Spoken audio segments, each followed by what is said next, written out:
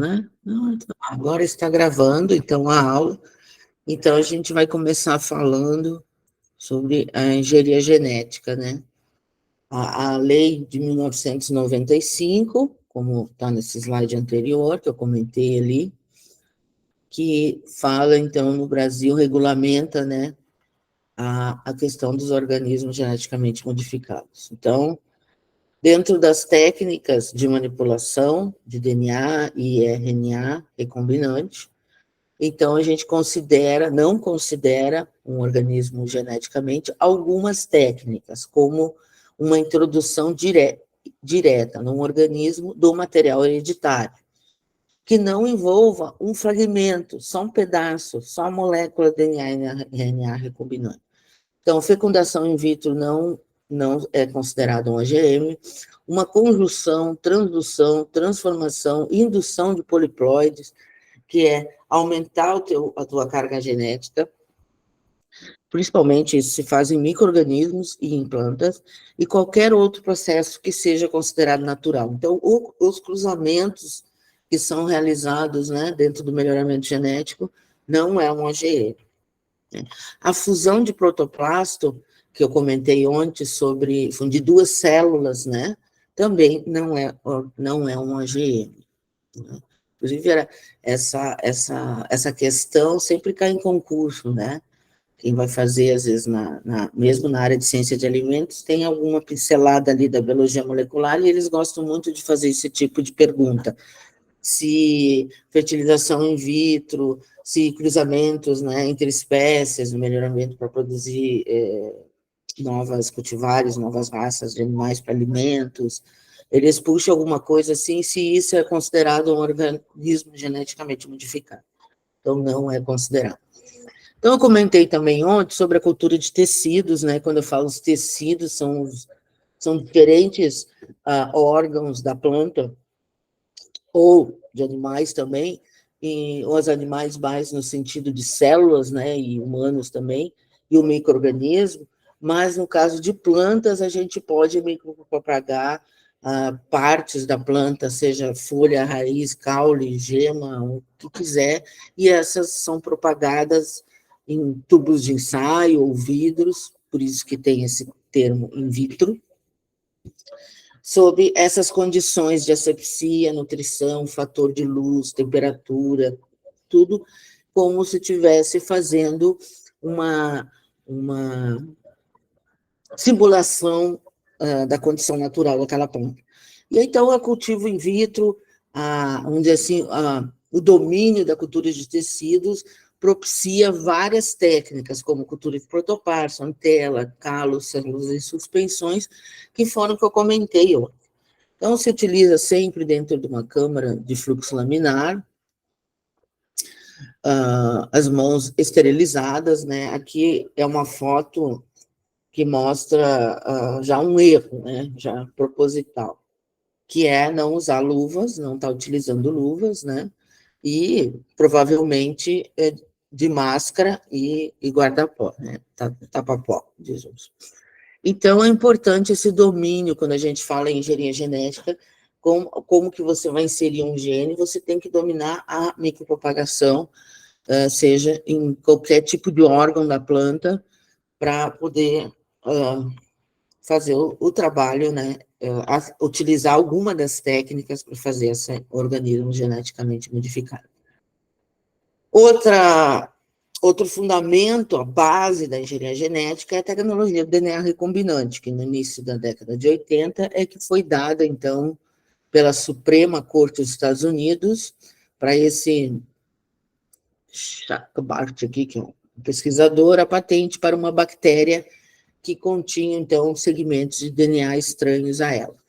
Então, os fundamentos para se fazer trabalhar com engenharia genética, modificar um organismo, são, vamos dizer assim, o domínio, a utilização das enzimas de restrição, enzimas que cortam o DNA, o RNA, a descoberta da enzima que liga o DNA, quando tu abre e tu insere, tem que ter a junção das pontes de hidrogênio, dos nucleotídeos, né, que se... Aí, os vetores de clonagem são os DNA circulares das bactérias, de outros micro-organismos, os plasmídeos, né, chamado, né? Então, é importante conhecer qual enzima que se corta, qual região que se corta, não é uma coisa aleatória, tem que ter todo um conhecimento para poder saber como abrir o DNA, saber qual vetor que tu vai usar, qual enzima que você vai utilizar para fazer isso, e também desenvolver os métodos de transformação, que tem alguns, né, diferenciados, de formas que algumas espécies de plantas se adaptam melhor de uma metodologia, outras de outra, e também como selecionar esse material que foi diferenciado, né, que houve essa modificação. Então, o primeiro passo, claro, é a extração do DNA. Então, esse DNA tem que ser o mais puro possível, e para obter essa pureza no DNA, a gente precisa de um protocolo de extração, né, que elimine proteínas, que elimine enzimas, que elimine os RNAs total, que seria o transportador, o mensageiro, para que fique um DNA puro, né? Então, tem metodologias para isso. E tem depois formas também para se saber se ele está, né? Então, geralmente se faz um teste de pureza utilizando espectrofotometria.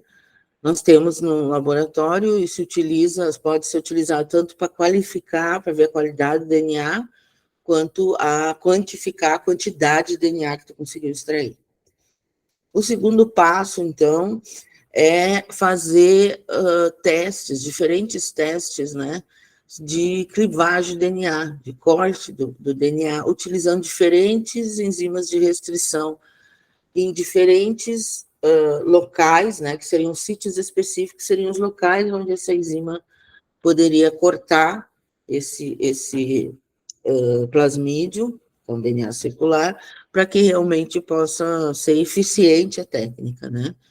Então, tem que ver o DNA na célula, eles são moléculas muito grandes, é uma característica, né, de um DNA que não seja circular, como o DNA de plantas, o DNA humano, né, o DNA nuclear, é uma fita helicoidal dupla.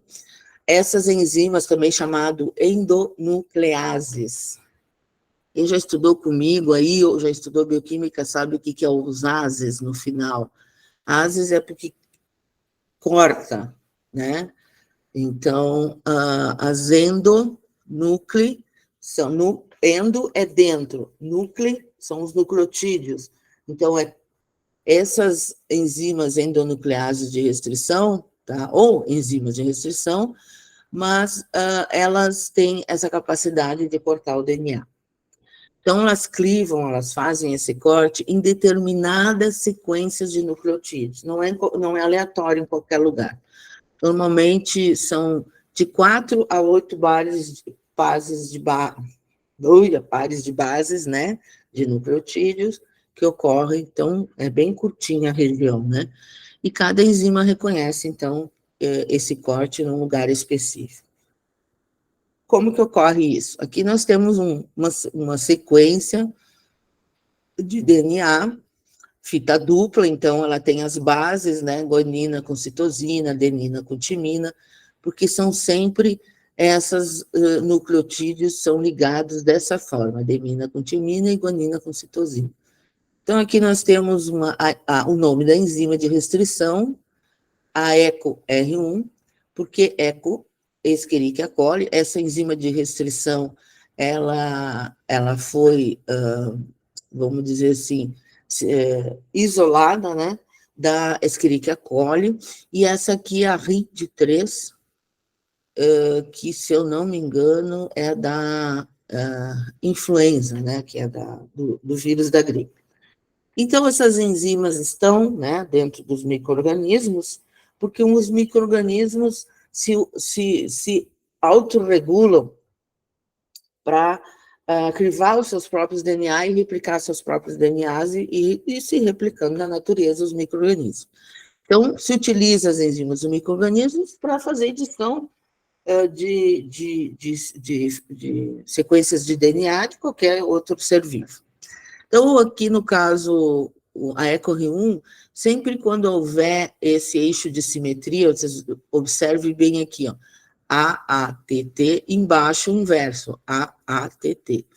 Então, quando ocorre isso dentro lá do genoma inteiro, e você adiciona essa enzima da EcoR1, ela vai fazer exatamente esse corte aqui assim, tá? É um ponto de clivagem aqui do G do A e do G do A. Vai fazer esse corte, vai ficar, né, dessa forma. E a RIND, ela tem TCGA e TCGA. Então, ela faz esse corte aqui nesse eixo aí de simetria. Então, de uma forma geral, você tem um DNA vegetal, esses pontinhos aqui em verde, vocês estão vendo aqui, esse aqui é todo o cromossomo da planta, tá? E aqui esses pontinhos verdes está lá o teu gene de interesse, em algum local, né? Ele está marcado, alguns podem ser marcados por fluorescência, ou marcados de alguma outra forma, ou observados posteriormente. Se utiliza, se adiciona enzimas de restrição, às vezes pode ser mais de uma, porque cada uma ela atua num sítio específico, então quanto mais fragmentos de enzimas com restrição, como vocês estão vendo aqui, mais possibilidades de encontrar o gene, né? Mais trabalho dá também para fazer. E aqui, então, nós temos o DNA bacteriano, da Escherichia coli, ou uns dizem Escherichia coli, eu aprendi Escherichia coli. Eu sou italiana aqui da Serra, né? Então a gente não usa os FIA, a gente usa Kia. E plasmídio desse micro-organismo, né? Então foi feito o corte com as mesmas enzimas aqui, para poder, então, vamos juntar isso, né? Então, o DNA plasmidial, a fita dupla da bactéria, se faz o corte aqui, se tem os fragmentos, como é que se tem os fragmentos? Foi digerido aqui, ó, no DNA vegetal. Então, eu tenho esse pedacinho, e eu vou colocar junto ao DNA, o DNA plasmidial, que foi cortado anteriormente, usar uma enzima que é a DNA ligase, então ela vai se recombinar aqui o teu fragmento com o DNA da bactéria. E aqui embaixo, então, a gente verifica uma foto real, né, de microscopia de alta resolução, onde mostra, então, o plasmídio, a gente diz circular, porque ele é fechado, mas não chega a ser um círculo, e aqui em cima o fragmento. E depois, posteriormente, então, ele se fechou com esse pedacinho de fragmento.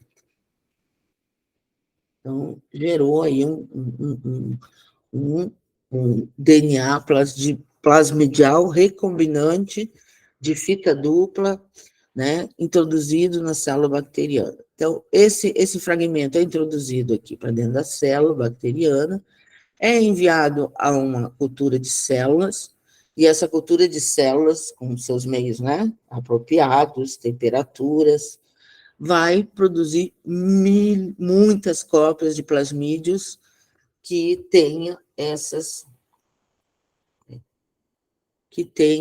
todos esses fragmentozinhos aqui, ó. Cada um deles vai entrar aqui. Então, não necessariamente todos têm o gene, mas tem fragmentos do nosso, né, DNA que foi extraído, foi digerido pelas enzimas. Terceiro passo é saber se realmente eu conseguir fazer essa transformação, porque como isso tudo é feito num tubinho chamado Impedorf, com pipeta, tu não enxerga nada, não é visível nada, mas tu tem que visualizar revelando, né, esse fragmento, se ele está inserido, porque com a utilização de técnicas, aqui uma técnica de eletroforese, que pode ser de diferentes formas, né? Aqui no caso, revelação em gel, que a gente diz, né? E a gente separa pelo peso molecular. Quando você tem um plasmídio da bactéria que você vai utilizar, você compra isso das empresas para poder fazer no laboratório, você já sabe o peso molecular daquele plasmídio. Tu sabe o tamanho dele. Então, a gente tem padrão já, né, numerado aqui, ó. Aqui tem essa banda aqui tem 2,5 milhões de DNA, 950 mil DNA, e assim vai diminuindo. Então, o peso molecular do fragmento na eletroforese, ela vem do maior para o menor. Então, o que tem uma maior quantidade de pares de base, de nucleotídeos, eles ficam mais em cima, e isso vai, através de uma corrente elétrica, vai descendo e marcando outros fragmentos de DNA. Aqui, por exemplo, a gente tem um com 1.000 pares de base. Tem alguns marcadores já, né, desses conhecidos que são um menor ainda, né, 200 pares de base, para caracterizar. Tu sabe o tamanho do teu fragmento, porque tu sequenciou, e tu sabe o tamanho do... Então, a gente verifica se houve ou não a transferência, né? Depois, a gente quer isolar só esse gene. Então, não é utilizado mais a bactéria, porque eu consegui fazer essa recombinação para que a bactéria produzisse todos os meus fragmentos que foram extraídos, e agora, então, vou utilizar, são 2 passos interessantes que se utiliza a PCR, né, e essa clonagem pela ligação em vetores, que eu mostrei antes para vocês, e depois, como que eu vou construir toda essa engenharia genética. Por isso que o nome é engenharia, uma engenharia que tu desenvolve na volta do plasmídio para poder fazer com que esse aparato novo, esse DNA recombinado, possa produzir, traduzir essa característica, né, que é de interesse. Quando se fala em construção de variedade transgênica, a gente tem que perceber algumas nuances em relação ao melhoramento genético clássico, né? Então, aqui, quando a gente tem uma variedade comercial, né, que vamos botar de milho, né? Geralmente é uma variedade já selecionada de um programa de melhoramento genético, né? Um milho resistente ou um milho já com características organolépticas e por consumo. E a variedade transgênica, ela tem uma característica, um gene que, por exemplo, é de importância a resistência a pragas, por exemplo, né? Eu poderia simplesmente fazer o cruzamento entre as espécies, né?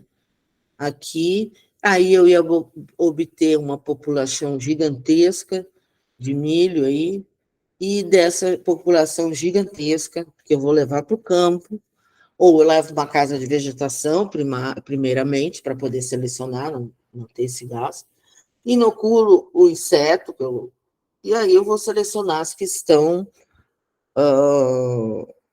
resistentes àquela praga, tá? No caso da variedade transgênica, eu faço esse cruzamento entre essas duas espécies, vou selecionar a que foi transgênica, faço novamente outro cruzamento com, né, a não transgênica, eu vou selecionar uma transgênica mais próxima, com outras características dessa cultivar elite, né, que é a variedade comercial, até poder ficar somente com aquela característica do milho aqui, né, o resto tudo igual, mesma variedade comercial, só quero essa diferençazinha aqui. Então, quando se fala em variedade transgênica, o que se fala por aí é que não precisa o melhoramento genético, não. Tu precisa do melhoramento genético porque tu tem que apaziguar outras características. Por exemplo, assim, ó, eu estou fazendo o cruzamento aqui de uma variedade que tenha esse gene com uma que não tem. Quando eu faço isso, ocorre não só esse gene que eu quero inserir nessa planta comercial. Então, o que acontece com a soja transgênica? Ela não é a planta transgênica em si, ela foi cruzada com a variedade comercial. E ali foi selecionado até obter somente essa diferença de um gene, que é, por exemplo, o milho aqui, a espiga resistente à praga. E aí eu vou gerar.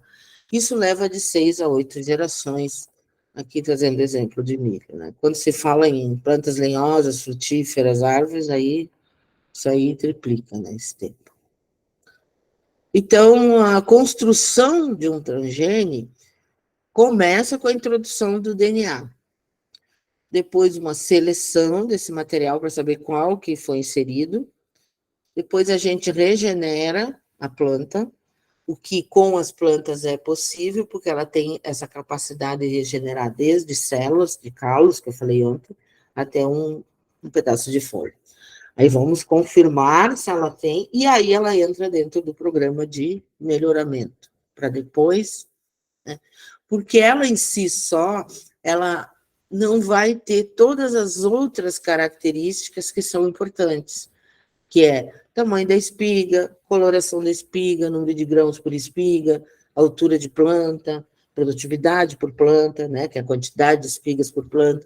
Então, são tantas outras características que são importantes, né, para poder realmente, qualquer coisa, vocês me avisem se alguém entrar, porque eu estou aqui e eu não consigo, eu estou no slide e não consigo ver, né? Então, as etapas seriam seleção do tecido. Que tecido usar? Vou usar antero, vou usar o calo, né? Fazer utilizar direto na célula, vou usar na folha. Qual método? Tem métodos biológicos e tem métodos físicos para fazer a transferência de gene. Como que eu vou depois identificar qual que realmente foi transformado ou não? Qual o protocolo de regeneração dessa planta? Né, que são os balanços entre macro, micronutrientes e hormônios vegetais. Depois eu vou ter a planta em si já, e vou ter que levar para casa de vegetação, e aí eu tenho que confirmar a presença na planta crescida, porque quando a planta vai se desenvolver, mesmo que na célula a gente já saiba que está transferido o gene, quando ela cresce e se desenvolve, esse gene pode se tornar instável, né? E degradar e não permanecer. Então, a estabilidade e a herança, né? Ou seja, que esse gene seja transferido para um programa de melhoramento genético e que realmente possa ser introduzido, então, isso já é uma outra etapa. E depois, para se avaliar a performance no campo, ou seja, todas as características da variedade comercial, mais esse gene, tá?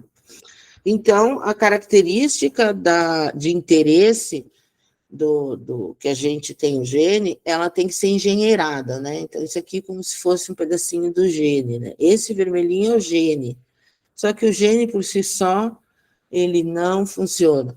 Para quem já estudou bioquímica, enzimas, deve lembrar que eu comentei, até minhas alunas devem se lembrar, mas se vocês tiveram aula, o professor provavelmente tenha comentado que para a enzima entrar numa via metabólica e ser funcional, ou melhor, para um gene entrar na via metabólica e ser funcional, ele precisa do substrato, que é aquela relação chave-fechadura.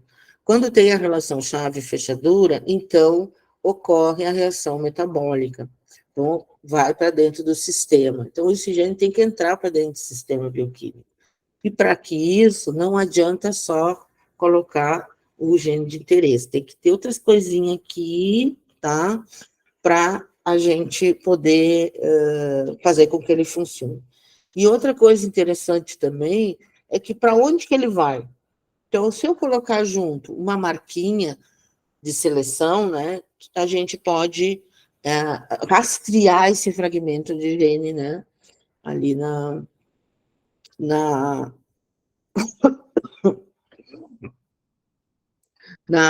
com esse marcador de seleção, né. Além do marcador de seleção na planta, a gente ainda precisa do promotor. O promotor é exatamente essa regulação gênica que eu falo da, do substrato, da enzima e do produto. Ou seja, eu tenho uma enzima que vai promover essa região aqui, o que é uma enzima? É uma proteína, ela vai traduzir essa proteína, ela vai liberar e ativar essa região que eu quero que funcione, tá?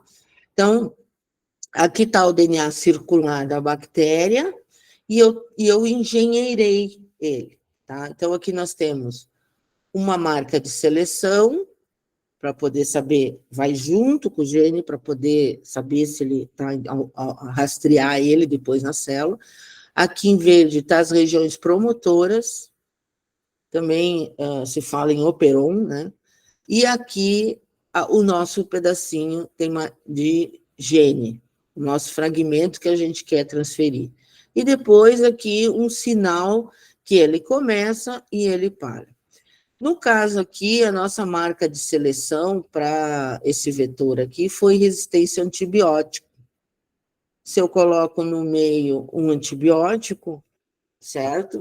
No meio de cultura, aqueles que têm esse gene de resistência a antibiótico vão crescer, vão se desenvolver, o resto vai morrer.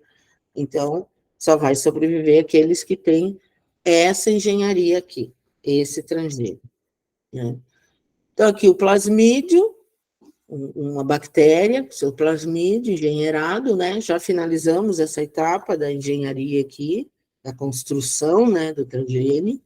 Agora ela está aqui na bactéria, inserida, né, já com o seu fragmento, aqui está o seu cromossomo normal, mas a gente trabalha com o DNA circular. E aqui está escrito CAM, é porque ele tem o gene de resistência esqueci, aramicina. Eu acho que é esse o nome do antibiótico. Bom, então, ele foi integrado para dentro do plasmídio, e aqui nós estamos vendo que a gente coloca no meio de cultura, que está a célula que a gente quer transformar, vegetal, e coloca junto essas bactérias no mesmo meio de cultura, e o que a gente quer é que esse DNA entre, então aqui tem um pedacinho do fragmento, ó, do DNA, depois se cultiva aquelas que foram transformadas, se leva para um cultivo in vitro para que regenere a planta, e aí então é gerada a planta transgênica. Então, esse método aqui é um método biológico que utiliza micro-organismos que infectem, entrem para dentro da célula vegetal e transfiram, então, de uma forma indireta, o nosso fragmento, né, que foi construído lá anterior. Mas existem outros métodos de transformação genética, inclusive esse aqui é um método físico, que é a transformação por bombardeamento ou chamado biobalística. Então, é um equipamento que se utiliza um gás hélio e se bombardeia nesse tubo aqui de aceleração, se bombardeia o DNA para dentro da célula. Então, aqui nós temos o nosso tecido vegetal, né? Ficaria aqui embaixo, com a nossa plaquinha de Petri. Temos uma tela, temos as nossas partículas de DNA que a gente quer transferir para a célula aqui. Então, a gente vai entrar o gazélio e vai fazer uma ruptura com a sua força, né? Porque é bombardeamento, é bem forte, para que rompa esse disco aqui e libere todas as células que estão aqui com o DNA para dentro da nossa placa de Petri embaixo. Então, o pesquisador que desenvolveu esse aparelho aqui de biobalística, né, que hoje a empresa Biohard vende, ele ganhou o prêmio Nobel por ter. Então, aqui, explicando de uma outra forma, o que ocorre internamente é o que o fragmento DNA já tem o gene de interesse, para que esses fragmentos aqui rompam e entrem para dentro da célula, ela tem que ter uma mistura de algum elemento químico que tenha força para que o DNA caia. Então, pode ser usado ouro ou pode ser usado tungstênio para fazer isso. Então, tu pega os nossos micropartículas de ouro aqui, insere na superfície do nosso DNA aqui. Quando faz a aceleração das partículas com alta velocidade, ela vai entrar para dentro da célula, né, do DNA do núcleo aqui, do cromossomo. Aí depois a gente vai fazer o mesmo processo, a gente vai multiplicar in vitro, vai regenerar a planta e depois levar para a casa de vegetação. Tá? Então, esse aqui é um exemplo de bombardeamento de calos. Acho que é de café, ou de milho, não me lembro. Não me lembro. Então, aqui nós temos nossos calos, foram desenvolvidos, foi levada a plaquinha de Petri para dentro daquele aparelho de bombardeamento, foi colocado junto essa coloração azul, como um gene de marcação ali para a gente selecionar. Então, com o meio, que é para resistência ao glifosato, com o meio com esse glifosato, que estiverem desenvolvendo, crescendo, então a gente seleciona, põe para regenerar e forma as novas plantinhas. Vantagens e desvantagens, né? Então, vantagens, a gente pode usar diversos protocolos de cultura de tecido, porque ele aceita qualquer tipo de célula, não exige vetores especializados. Vocês viram que eu não estou fazendo a engenharia, ou melhor, eu não estou fazendo a engenharia genética utilizando uma célula que penetra inteira dentro da uma célula vegetal, e sim somente o fragmento acelerado que entra na célula. Então, despende que vá toda a bactéria junto para... Tá? Na transformação, pode transformar organelas, mitocôndrias, organelas que é presente em DNA, né, que além do núcleo, nós temos as mitocôndrias e o cloroplasto em plantas, né, então seriam mais dois organelas para se fazer a transferência. É rápido e é de uma certa simplicidade, né. Desvantagem, o equipamento é caro e pode ter integração múltipla de transgenes e pode ocorrer variabilidade no processo da espécie, né? Outro método também, isso aqui é muito rotineiro, é o mais utilizado quando não só para fazer plantas transgênicas, a eletroporação ele é muito utilizado nos laboratórios para tu transferir uma marca, transferir um gene, não para fazer transgenia, e sim para estudar os processos bioquímicos do gene. Então, como que a gente sabe que uma planta de milho, por exemplo, tem genes de resistência a uma determinada doença ou uma praga? Porque foi feito teste através dessa técnica para mostrar que quando tu insere aquela região, ela tem essa modificação, produz uma determinada proteína. Então, isso é muito, para a próxima aula, que vai ser semana que vem na outra, eu vou falar sobre isso, sobre a biotecnologia dos metabólicos. Então, é importante essa sequência para o entendimento, né? Porque, eu vou dar um exemplo para vocês. Eu fui num congresso de genética, faz uns bons anos isso, e eu fui ver transformação em flores de eucalipto. Mas por que o cara resolveu fazer transformação genética na flor de eucalipto? Porque ele queria saber quais os genes responsáveis pela reprodução do eucalipto. Um exemplo assim, ele mostrava flores que ele tinha feito a deleção desses genes que ele acreditava que era responsável por produção de antera, por exemplo, né, que é uma parte masculina da flor. E depois ele crescia, regenerava a célula e levava para o campo e esperava florescer. No campo, na casa de vegetação. Isso é um processo mais rápido lá. E ele mostrou as fotos.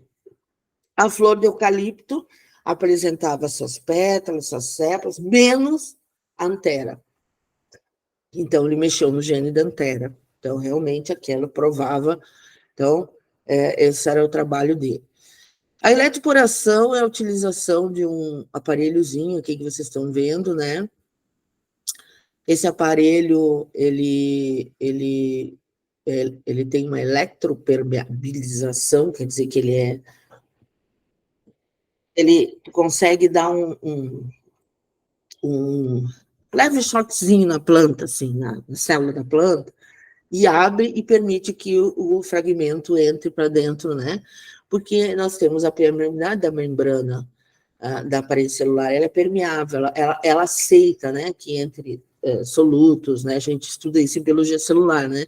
Então, permite que haja, né, essa interação. Então, se tem uma folha, você cortou a folha, você obteve os protoplastos, aqui mostrando com protoplastos, mas pode ser com célula normal, e aí tu colocou junto, essa célula já está transformada, porque essa célula vai ser transformada porque tu vai colocar nesse aparelhinho, vai dar um choquezinho, e aí vai entrar o plasmídio com toda essa engenharia, né?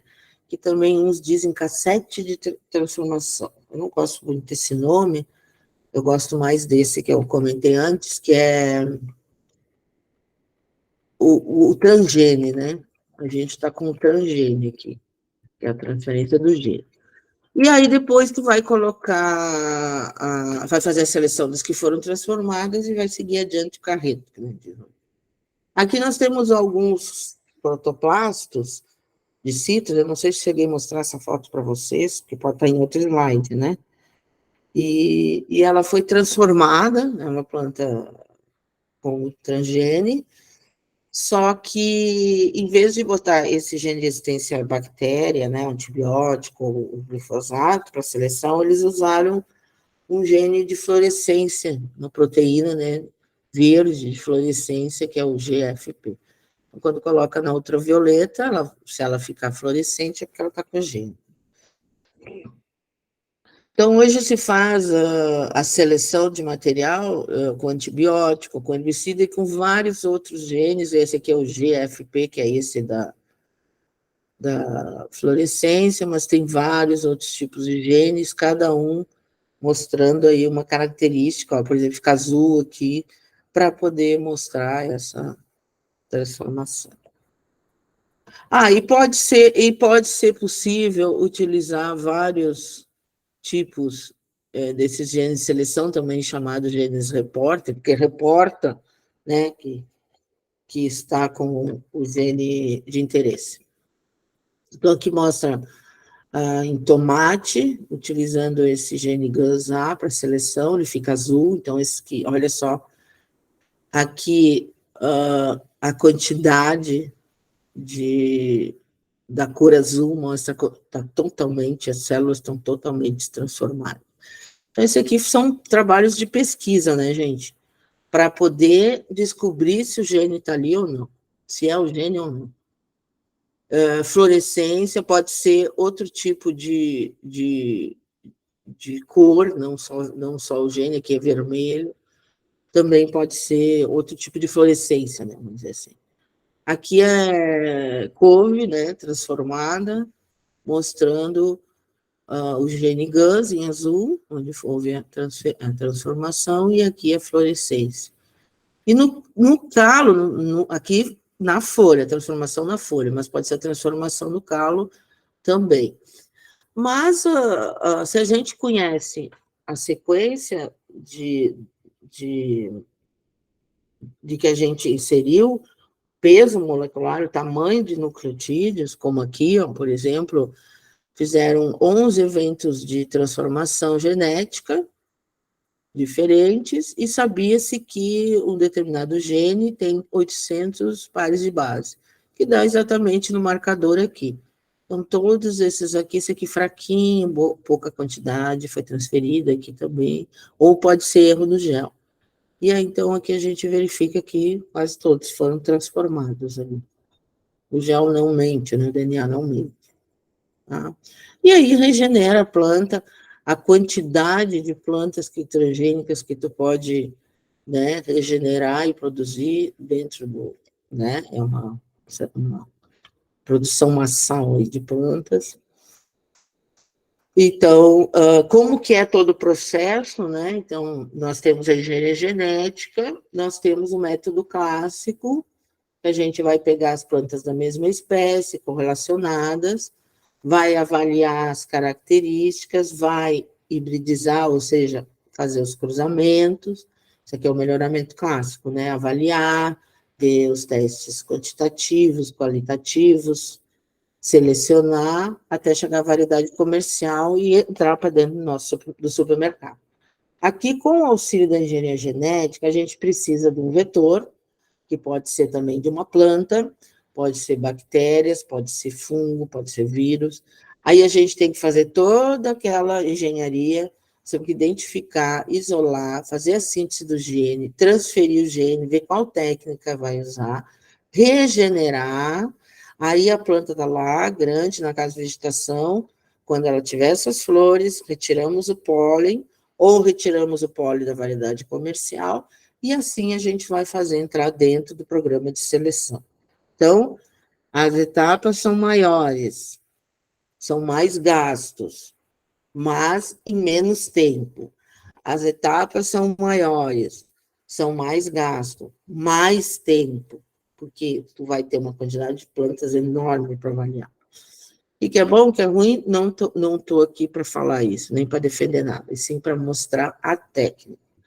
Quando vocês entendem a técnica para plantas, vocês vão entender depois, para a aula que vem, por que a gente faz essa engenharia no micro-organismo para produzir insulina, para produzir metabólitos, vitaminas, proteínas e tantas outras coisas na área de alimentos. Então, a produção de plantas intragênicas, eu falei das transgênicas, nós vamos falar das intragênicas. Tu isola o gene da própria planta.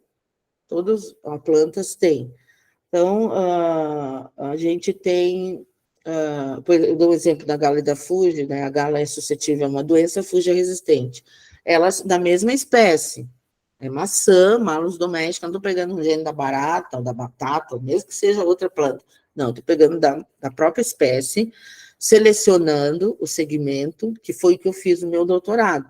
Só que eu cheguei a fazer a técnica de transformação, não foi no Brasil, foi nos Estados Unidos, só que aí eu terminei meu doutorado, meu pós-doc, e pronto, né? Aí fica com quem quer levar isso adiante. Se os produtores de maçã querem uma maçã transgênica, eles têm que levar para dentro de um programa de melhoramento genético, selecionar, levar a campo, aí já não era o meu interesse, era só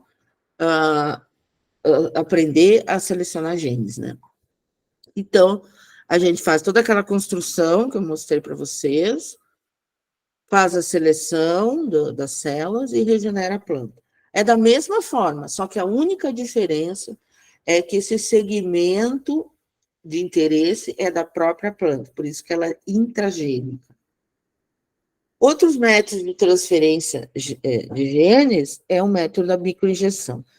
Aqui, então, a gente tem o DNA, um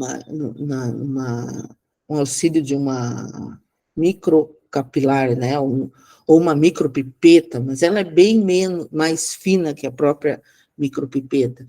Então, ele é utilizado principalmente para transformação em células animais, né? Então, praticamente, a base do fundamento dessa técnica é a transformação como se faz a fecundação, né, in vitro, né?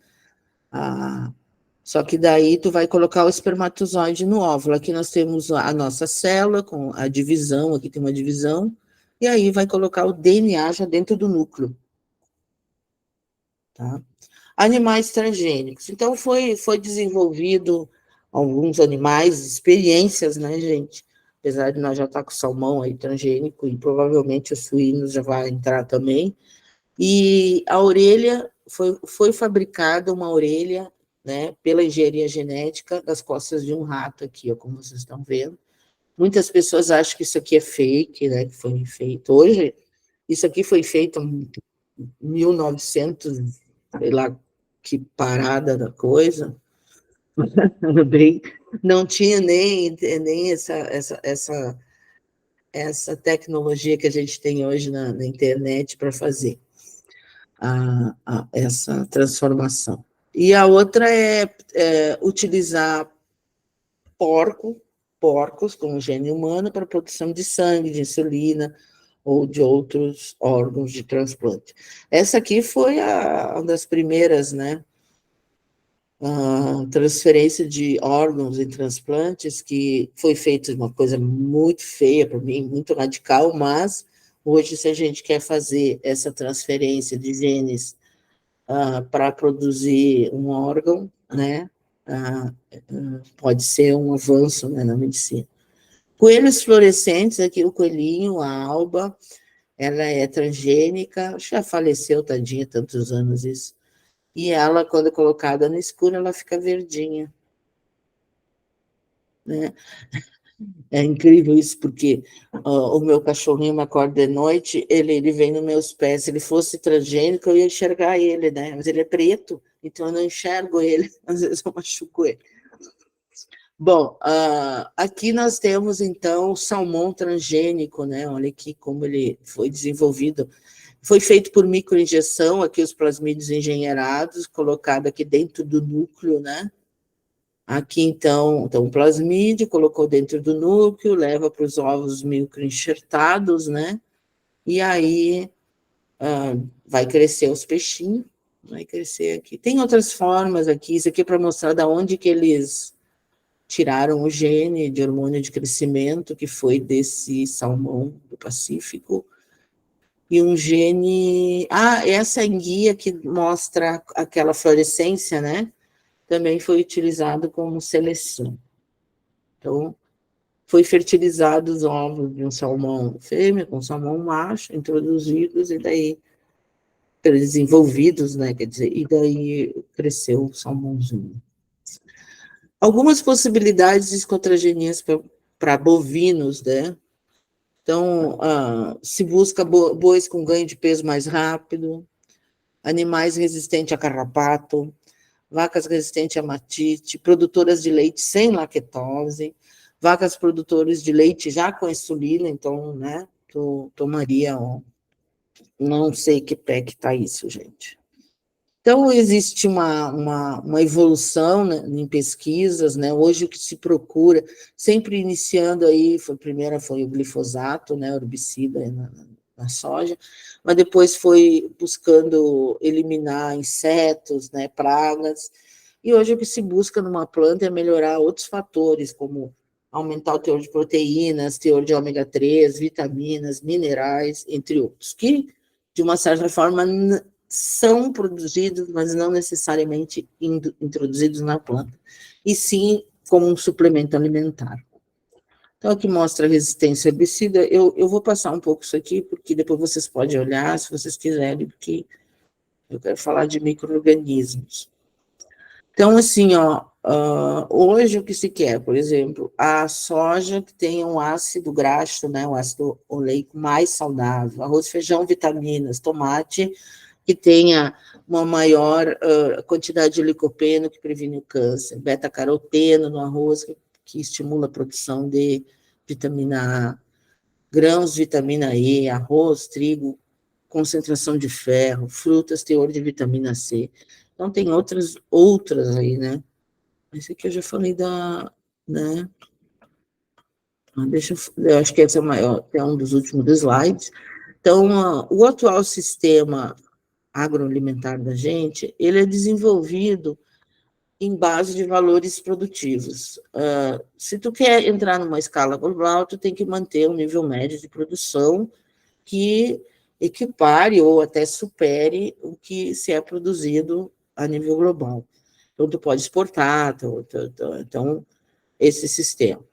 Mas ele depende de insumos externos, né? Isso a gente tem ouvido até nas mídias, a questão dos fertilizantes, que o Brasil ele ainda tem algumas coisas, nós poderíamos se tornar um país totalmente independente, mas ainda temos essas, né?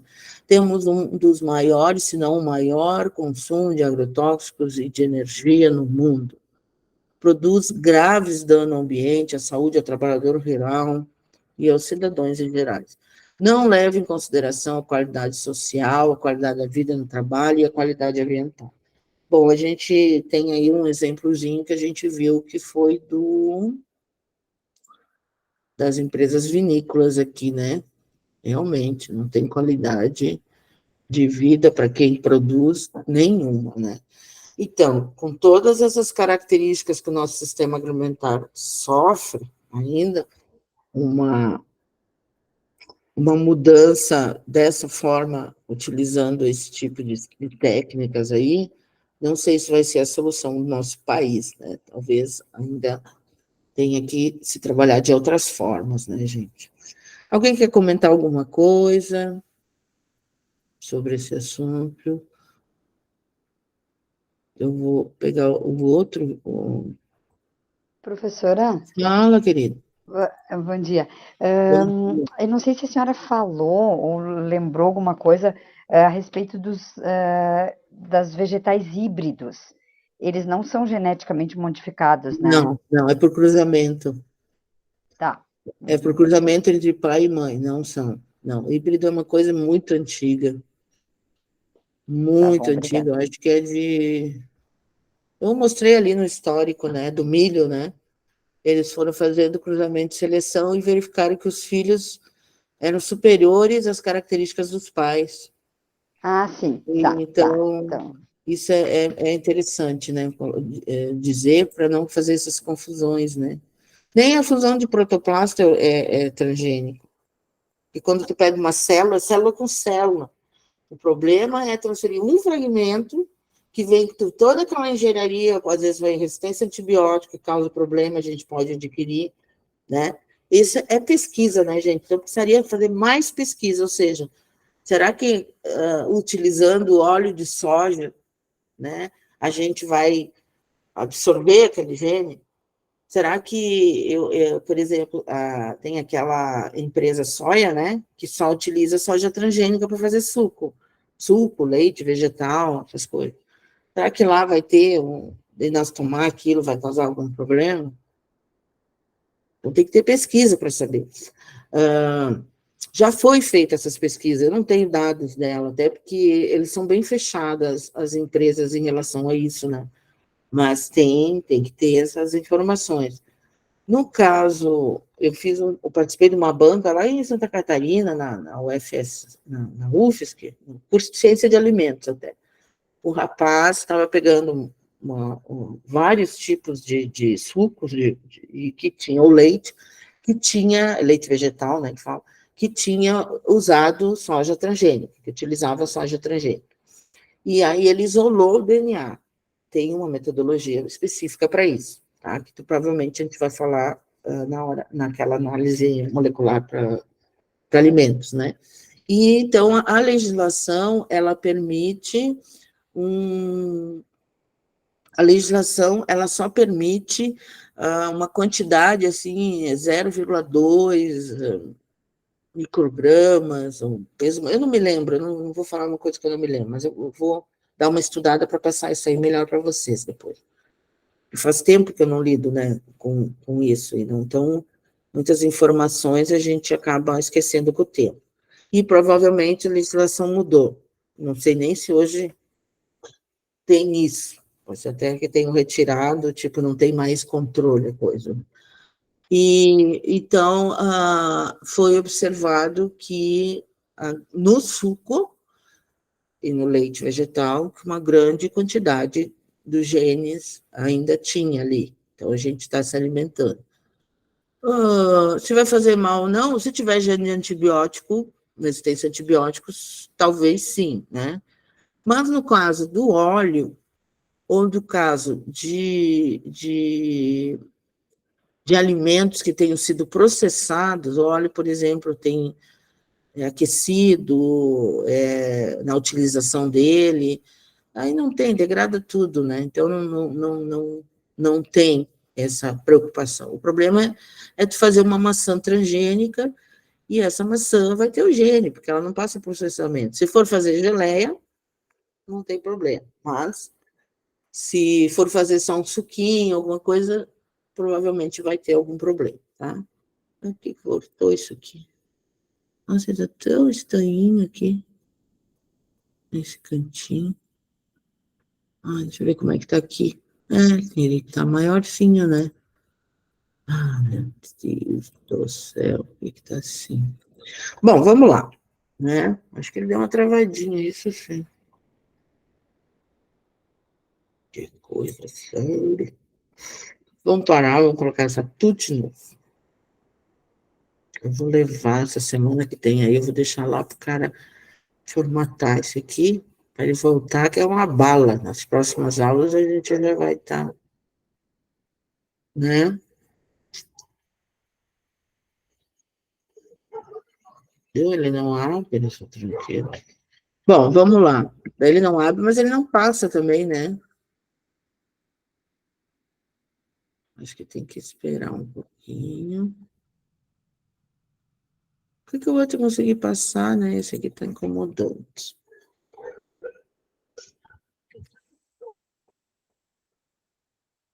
Eu não consigo nem passar.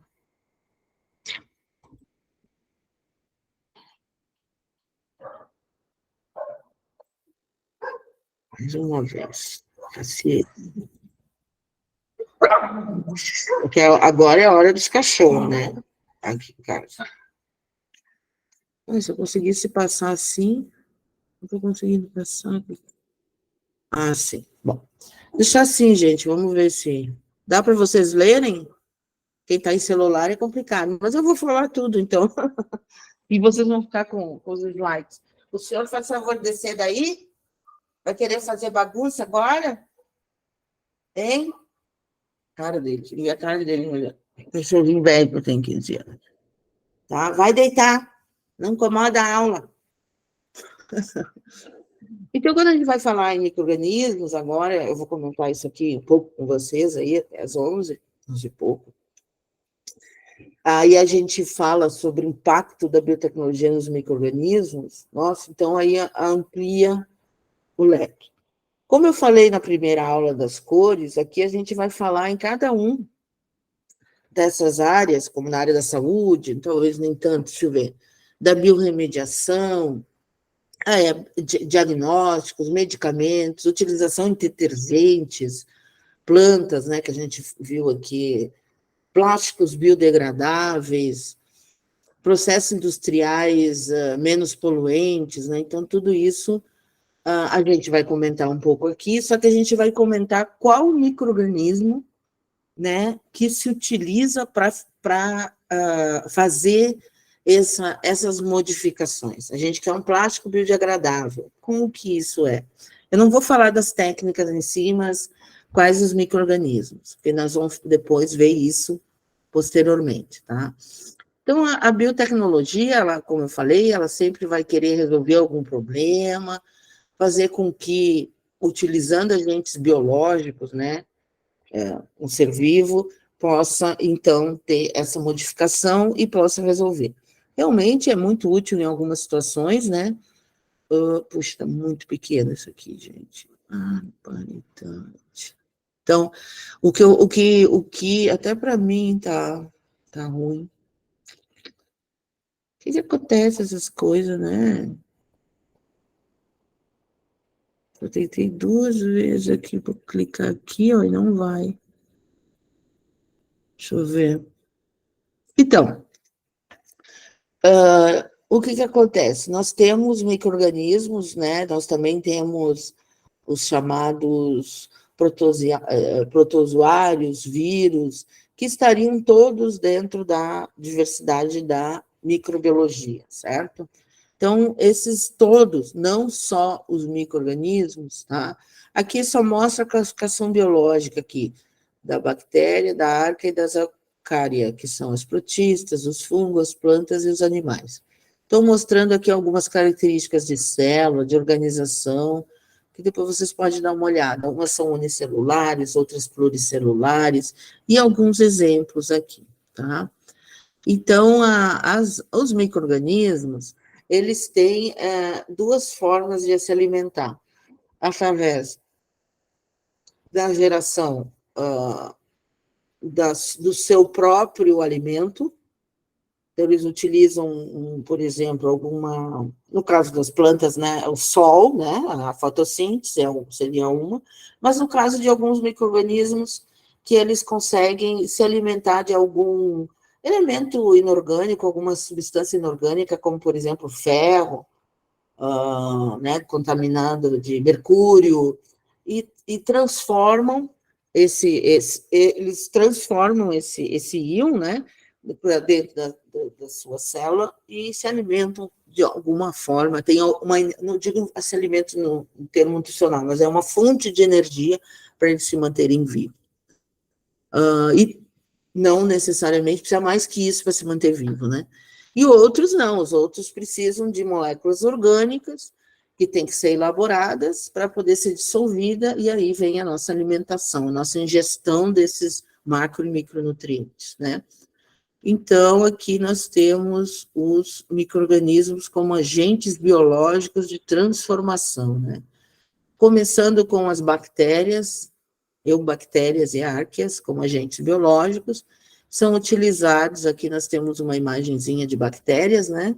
Então, por exemplo, para fazer biorremediação em águas, solos, regiões contaminadas, para extração de minério, para indústria química, para desenvolver diferentes reagentes químicos, acetona, ácido lático, acético e butanol, para as enzimas, produção de enzimas industriais, sejam utilizadas para a área de alimentos ou para a área de detergente, por exemplo. Na agricultura, nós temos os rizóbios e os biopesticidas. Os rizóbios são bactérias que ficam nas raízes e fixam nitrogênio. Alimentos como vinagre, todos nós queijo, né? Os nossos vinhos aí, as nossas azeitonas, a produção de silagem, tudo isso quem desenvolve as fermentações e quem gera esses produtos são micro-organismos. A indústria de alimentos também para a produção de vitamina B, que nós vamos falar na próxima aula, aminoácidos, como lisina, ácido glutâmico. Até eu tenho uma glutamina aqui que o meu guri me deixou. Meu guri faz educação física, vai se formar agora, acho que esse final de ano. E ele veio passar aqui uns dias das férias, porque ele mora em Santa Catarina. E aí ele traz algumas coisinhas para mim, né? Que ele estuda, né? Ele faz academia, né? Um fitness. Ele me trouxe, glutamina, isso aqui é um aminoácido, meu filho. Mãe, mas eu vi que é muito bom para mulheres de mais idade, né? Então, isso aí é feito através da biotecnologia. A indústria farmacêutica, então, nem se fala, né?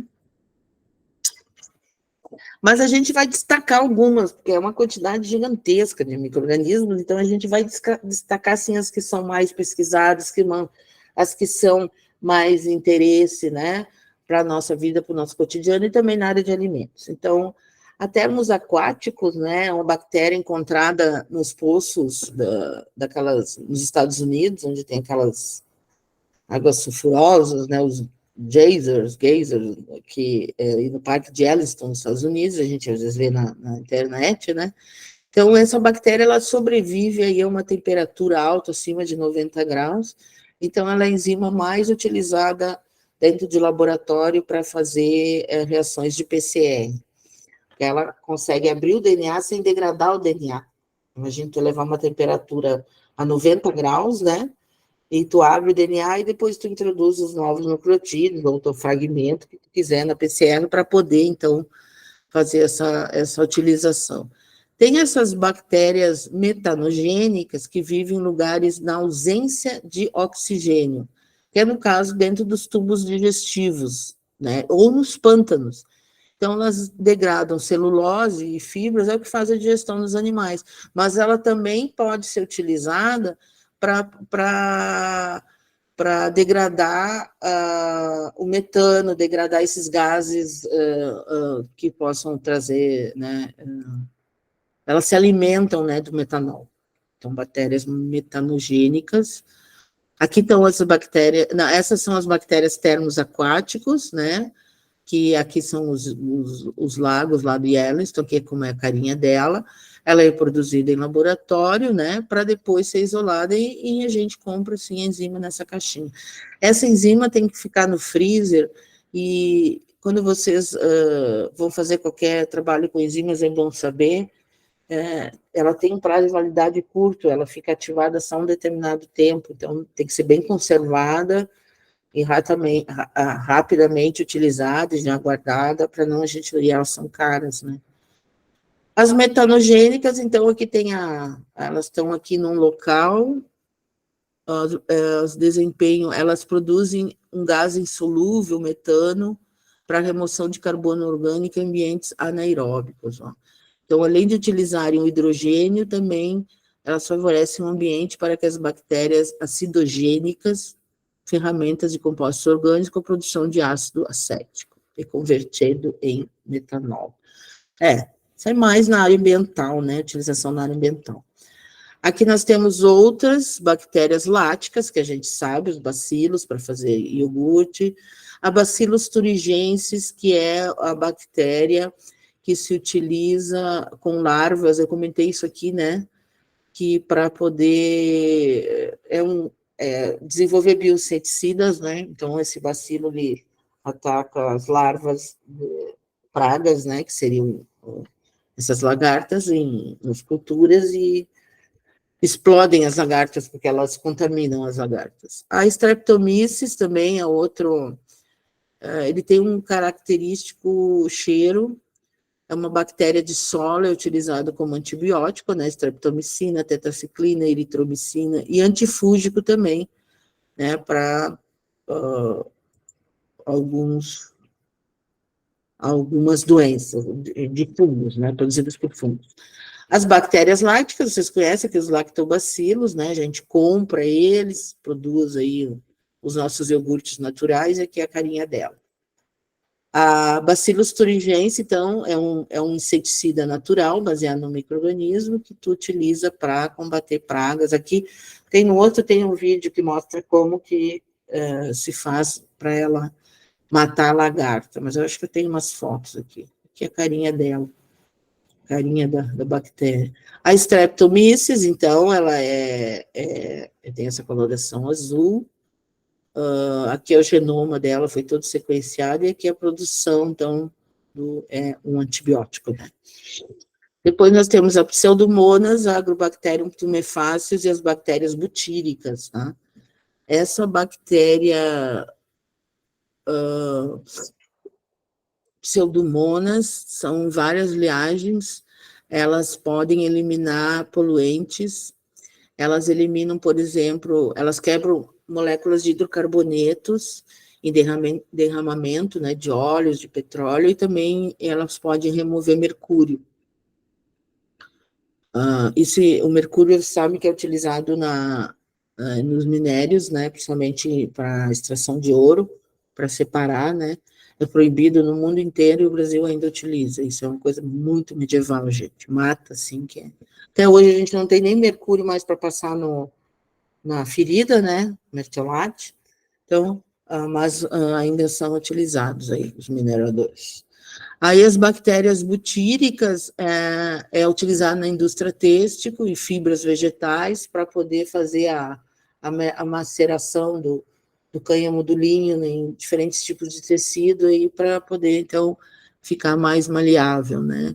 Também é utilizado para a indústria de acetona e butanol, produz uma toxina, depois vocês leem com calma. A ingestão dessa bactéria butírica aqui pode trazer a toxina botulínica, né? Então tem que ter cuidado no manuseio com ela, né? Na biotecnologia. Aqui estão mostrando a Pseudomonas, A foto ficou pequena, vocês vão olhar com calma, está gravado, mostrando aqui como ocorre essa quebra do hidrocarboneto, essa aqui é a bactéria, para poder, né, limpar os bichinhos aí, o oceano, os mares aí que ficam todos contaminados com, né?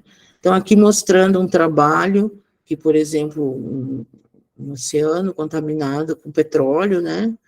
E aí, então, eles fizeram o primeiro teste em laboratório, colocaram com a bactéria, e pode ver que a bactéria, ela vai se desenvolvendo aqui, né? E ela vai ficando mais embranquiçada e vai limpando, ó, né, o derramamento do óleo, né? Então, é muito legal isso aí. Nossa, aí sim, aí a gente vê que tem coisas que são muito interessantes. Agrobacterium é uma bactéria que tem a carinha dela, aqui isso aqui é um estômato da célula, né? Está ampliado. O estômato da célula vegetal é onde ocorre a respiração, né, da planta, do aparelho respiratório da planta, e ela contamina a planta, né? Ela entra, olha que ela causa uma doença. Mas aí o que é uma forma que eu mostrei para vocês ontem na transferência genética de utilizar essa bactéria para poder contaminar a planta, mas sem que cause a doença, que é esses galhos aqui, essas. Então, tu transfere o gene, mas sem causar doença. Então, é um sistema de transformação genética biológica. As bactérias butíricas, então, aqui produz probióticos, né? E aqui está a carinha dela, foi o que eu falei antes, né? A Escherichia coli, ela já foi sequenciada, ela é a enzima responsável pela digestão dos nossos alimentos, mas algumas linhagens podem ser patogênicas, tá? Contaminam carne, leite, vegetais. Então, é importante, e ela é bastante estudada dentro da. Aqui está. Ela é responsável pelo trato gastrointestinais, né? De tipos, diversos tipos de animais, incluindo nós, seres humanos. Ela tem essas. Não me lembro o nome. Hoje eu estou cansada, né? Já sabe, de manhã ninguém merece, né? Ai, ai. Bom, as algas como agentes, as algas, ontem eu recebi uma mensagem que o Mudo vai estar, né, esse final de semana, mas segunda-feira eu já quero mexer nisso, né, para a semana aí, para vocês já poderem aproveitar o feriadinho, daí ficar vendo os videozinhos e tal. Então eu vou passar alguns vídeos, botar algum material para vocês lerem, vocês se interarem mais no assunto. Porque depois, na seleção do material, também já vou começar a selecionar o material para vocês escolherem os tópicos para fazer os artigos, fazer essa revisãozinha. E aí, esses vídeos, essas informações vão ser muito importantes para vocês entenderem o que vocês... Então, parece fácil, vou entregar um artigo, copia e cola. Mas você tem que estudar para entender o que é que você está lendo e o que você vai escrever, né? Então, de uma forma, você vai estudar a área para poder fazer esse trabalho. Então, as algas aí, elas fazem tratamento de efluentes, tu faz biomonitoramento de poluição, tu pode obter energia com elas podem ser utilizadas como adubo na agricultura, ela pode ser utilizada como alimentação humana, né? Então, eu tomo espirulina e clorela, né, que são utilizadas aí para alimentação, também pode ser utilizado para ração, e na indústria de alimentos, elas são utilizadas, então, como um complemento nutricional, porque elas são ricas em proteínas e vitamina, a espirulina tem vitamina B12, né, quem ama como carne, muita carne, principalmente vermelha, então, eu substituo aí, comando essas cápsulas de espirulina, dessa alga. Tem também em pó, pode misturar, essas casas de suplementos aí tem para vender. A indústria cosmética, também, para abrasivos, como ficocoloides, para deixar emulsionar, né, formar cremes, e na farmácia aí também utilizado até como revestimento de cápsula, né. Nós temos, então aqui está a espirulina, e essa é uma outra aqui também, eu não achei aqui, talvez tenha para vender na internet, a Dunalela, né? Então, eles têm alto teor de proteína. Aqui, ó, a espirulina tem alto teor proteico, que corresponde a 60% do seu peso, é pura proteína. Tem um elevado valor nutritivo.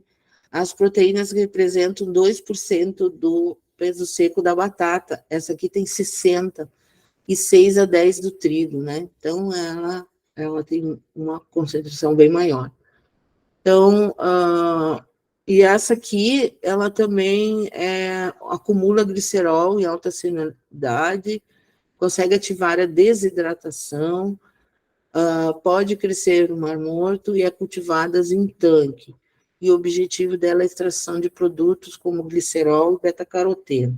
Nós vamos ver semana que vem essa parte. Aqui a espirulina, né, elas se encontram na água, né, no mar, dessa forma aqui, já microscópio. Então, tu pode comprar na forma de pó ou na forma de cápsula. Essa aqui também, a Dunaliella, ela é vermelha, olha, bonita, né, dá no mar, ó, por isso que tem no mar vermelho, né, cheio das algas vermelhas. Também pode ser comprado em pó ou em cápsula. Aí nós temos a nossa queridinha, né? Deixa eu falar dela. Saccharomyces. Saccharomyces é campeã de todos. E quando a gente fala nesses fungos, falamos de bactérias, de algas, né? Agora vamos falar de fungos biológicos, assim, é uma quantidade muito grande de fungos. Eles são utilizados na agricultura, na fermentação, né? Para produzir etanol, glicerol, ácidos cítricos e outros elementos, as enzimas, indústrias de enzimas, na biomassa, na fermentação fermento de padaria, na indústria de alimentos, indústria de bebidas, né, produtos metabólicos, extratos de levedura, hormônios de crescimento, produzir hormônios, indústria de farmacêutica. Então, eles têm a Saccharomyces, então, esses são os 3 principais fungos que são utilizados em vários setores, mas também são os 3 principais fungos utilizados na indústria de alimentos, que é a Saccharomyces cerevisiae, o aspergilo e o penicillium, né? Então, a Saccharomyces aqui, ela já foi sequenciada, foi o primeiro eucarioto sequenciado, ela se conhece toda a manipulação genética, conhece todas as regiões do genoma, todas as funções, e também ela pode ser, ela é reproduzida por bioreatores, que são fermentadores, para gerar N produtos. Um deles é as nossas bebidas aí, cervejinhas, né, e vinhos que são bem bons.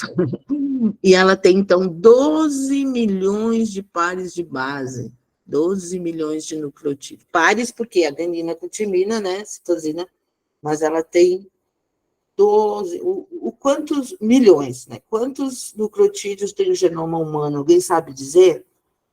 Ouviu falar? Ou eu falei? São 3 bilhões, né? 3 bilhões e 300, não sei o quê, mas cerca de 3 bilhões. Ela tem 12 milhões, né?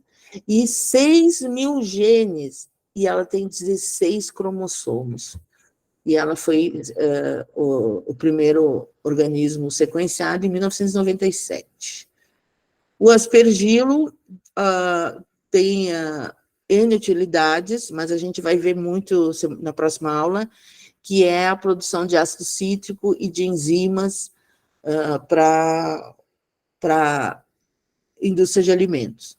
O penicillium é utilizado na indústria farmacêutica para fazer antibióticos, mas eles também são utilizados na indústria, nas queijarias, né, para produzir diferentes tipos de queijos, aí, queijos azul, como Roquefort, Gorgonzola, Camembert, então, também. Então, aqui está o aspergillus, ele produz ácido cítrico, né, ele tem essa carinha aqui, eu achei tão bonitinho, e essa cor bem verde.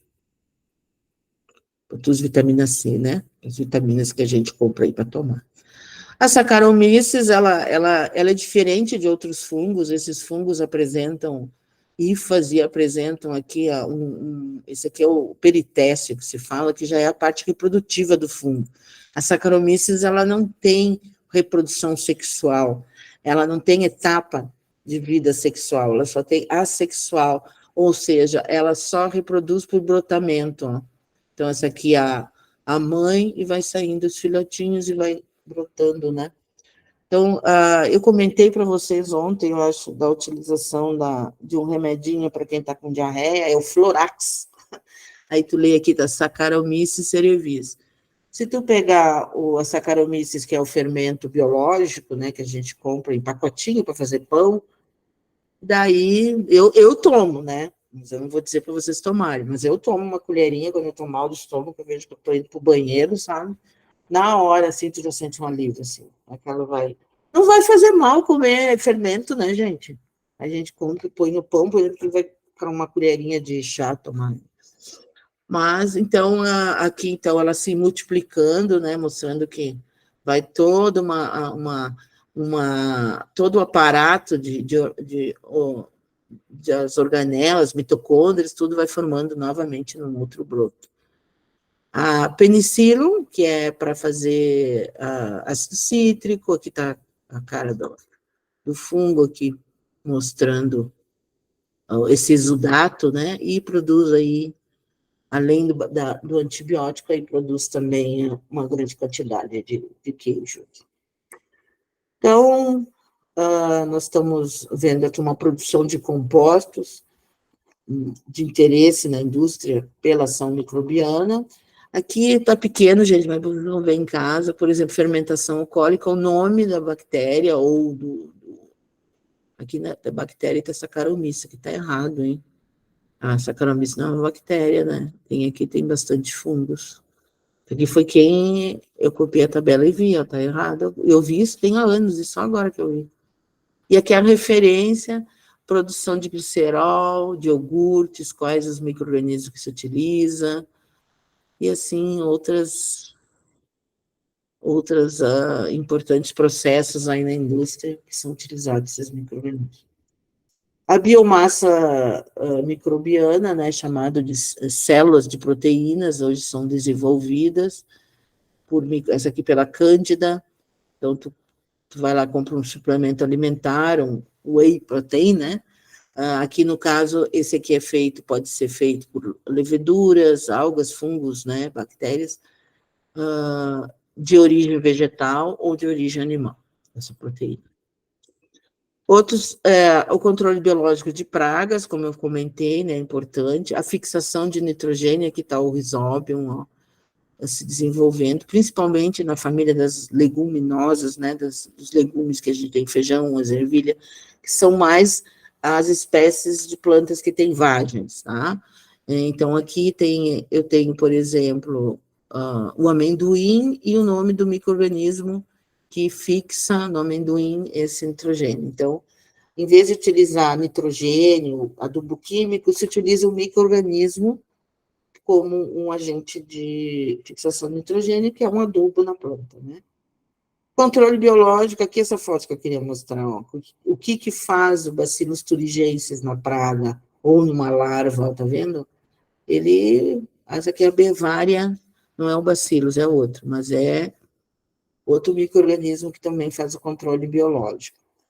Então, tu pode utilizar de forma mecânica aspergir esse micro-organismo no campo, ou também, se for uma coisa mais, uma coisa pequena, pode ser com pulverizadora, né? Então, os alimentos e bebidas, tudo que é fermentado, seja as nossas salmoras aí, o pão, queijo, iogurte, bebidas, tudo é utilizado micro-organismos. Então, tem as leveduras de fermentação, né, que é a Saccharomyces, é a mais utilizada, e então ela produz, como ela se desenvolve, né, ela pega o oxigênio e vai liberando gás carbônico, ela forma aqueles bolores, né, e forma como é que se diz aqui, o crescimento da massa, era isso, desenvolve. Até hoje estava pensando em fazer um pãozinho assim em casa, né? Hoje tá bom, tá um dia pão quente. Então, diversos processos aqui mostra para álcool etílico, né? A fermentação alcoólica, a fermentação lática, ácido lático, produção de ácido lático, ácido acético, fermentação acética, e o ácido butírico, fermentação butírica. E aqui em cima a gente tem o nome da bactéria que faz isso, tá? Bactéria ou a fermentação láctea, ela são não só as bactérias, como os fungos, eles podem ser trabalhados para diferentes produtos, tá? Então, o ácido lático, ele é utilizado não só para fazer laticínio, ele é na indústria de refrigerantes, na indústria de sucos, iogurtes, e também para conservar carnes. A fermentação cítrica. O ácido cítrico, ele é utilizado e ele é produzido pela ação de Aspergillus niger ou Aspergillus buenchi, outros tipos de espécies, né? O mucor também, que são fungos que fazem essa ação da oxidação dos carboidratos, dos açúcares. Então, eles produzem esse ácido cítrico, e o ácido cítrico ele é utilizado na indústria de alimentos, refrigerantes, medicamentos, tintas, né? Antigamente se extraía dos frutos cítricos, e ainda se extrai de frutos cítricos, antigamente não, ainda se extrai. Mas o micro-organismo faz uma produção muito mais acelerada, né? Em uma quantidade bem maior, ainda mais tem bioreatores para produzir isso. E o ácido cítrico, ele é utilizado, lá no laboratório eu comprei, tem um potão gigante de ácido cítrico, né? Eu comprei porque eu estava dando tecnologia de bebidas, para a gente fazer a fermentação de frutas, e depois utilizar na clarificação, olha, utilizado na clarificação de cerveja, também utilizada na adição, né? Para ter um maior aporte aí de vitamina C em alguns alimentos, principalmente processados. A fermentação alcoólica, então, é um processo que utiliza o carboidrato, o açúcar, que seja da sacarose, ou glicose, ou frutose, e transforma em álcool. Então, a fermentação é feita pela Saccharomyces, então produz bebidas fermentadas, champanhe, vinho, saquê, hidromel, tanto cerveja, tantas outras aí, né? Então, nós temos isso, então, isso aqui já é o início da ideia do que nós vamos falar semana que vem em relação aos metabólitos, tá? Porque a questão de vacinas a gente não vai comentar, porque é da área humana, e a produção de etanol para biocombustíveis, posso citar alguma coisa, mas também não é o nosso objetivo. Nosso objetivo é o quê? Produzir aminoácidos, produzir vitaminas, pigmentos, diferentes pigmentos, né, e pigmentos naturais, né, não artificiais, para melhorar a coloração de alimentos, esteroides, que o pessoal utiliza aí também para fitness aí, né, que é proibido, faz mal para a saúde, mas está aí. Mas ele é utilizado para outras coisas, que agora não me vem, eu vou estudar um pouquinho. Antibiótico, a gente já sabe, ácidos solventes orgânicos, polissacarídeos, proteínas, né? Proteína tanto animal como vegetal. Então, para a gente poder trabalhar um pouquinho com esses metabólitos, agora a gente vai entrar numa via aqui. Deixa eu ver uma coisa aqui. Nada funciona aqui embaixo. Ah, aumentei, consegui. Ó. Tá meio ruimzinha a imagem. Deixa eu ver se eu consigo. Tá. Mas o que eu quero mostrar com isso aqui? Isso aqui é o metabolismo humano, tá? São todas as vias metabólicas de carboidratos, lipídios, os nucleotídeos, RNA e DNA está aqui, as proteínas, né, os ciclos proteicos, e, deixa eu ver se tem os ácidos graxos, eu falei, e também a respiração celular, né? E aqui nessa respiração celular, o entendimento das vias metabólicas faz com que a gente possa, então, fazer os nossos produtos, nossos alimentos. Então, quando você for trabalhar, por exemplo, com indústria de óleos, é bom entender, tá, numa indústria de óleos vegetais ou animal, é bom entender o ciclo dos lipídios, porque aqui que vai ter as quebras, uma utilização de uma enzima para quebra numa via, ou um calor, alteração de pH, né, para poder produzir os óleos. A mesma coisa quando você vai trabalhar com proteínas, ou vai trabalhar com carboidratos, né? Carboidratos, no caso, são os açúcares, para a produção de pão, bebidas e então, é bom conhecer essas vias. Eu dou aula de bioquímica geral, também agora dou bioquímica de alimentos, né? Até esse semestre vou dar um curso de ciência de alimentos ali da UERGS, né? Eu sei que bioquímica é xarope pra caramba, mas ela faz um diferencial na vida do profissional, gente, sem brincadeira. Então, eu acho que é importante vocês entenderem esses processos. A gente, então, o que a gente passa aqui, até no curso, né, não só na graduação, mas nos mestrados, aí o que se passa sempre uma formação geral, né, então vocês têm vários módulos, várias disciplinas, mas aí conforme a linha que você se encontra, que você quer evoluir profissionalmente, aí você se aprofunda naquele assunto, né, e vai para o doutorado. Tá bom, gente? Um bom dia para vocês, espero que vocês tenham gostado das informações. E aí, então, eu já coloquei lá no Moodle, de nada, querida Marília, né? Marília, você falou comigo ontem? Eu acho que não, né? De onde que você é? Isso, pode falar com a gente aqui, que a gente estava se cumprimentando, eu também queria saber, Arroio do Meio, qual é a sua graduação? Ah, tá sem microfone. Mas só diz qual é a tua área, e que tu é graduada, e se tu trabalha na área de alimentos ou não. Ah, engenheira de alimentos não precisa falar. Tá bom. Que bom. Então já deve ter visto, né, bastante informações aí também, como essas que eu passei, tudo muito rápido, tudo muito corrido, né? Ai, fábrica de chocolate doce de leite. Eu acabei de comprar comprei um patinho pequenininho de doce de leite, porque não dá, né? Engorda, mas é uma delícia. Delícia mesmo. Beijo para vocês, de coração. E então, Maria Zilda, te vi por ali, foi nossa aluna aí, né, querida? Então, a gente se vê semana que vem. Aproveite aí o final de semana. Não vai dar para me botar, porque eu acho que o Mudo vai estar, né? Mas eu vou tentar. Se der, eu coloco os vídeos, coisas para vocês verem aí no final de semana, tá? Não vamos descansar mesmo, que a gente precisa, né? Beijo grande. Tchau. Tchau, prof. Bom fim de semana. Tchau. Você também, querido.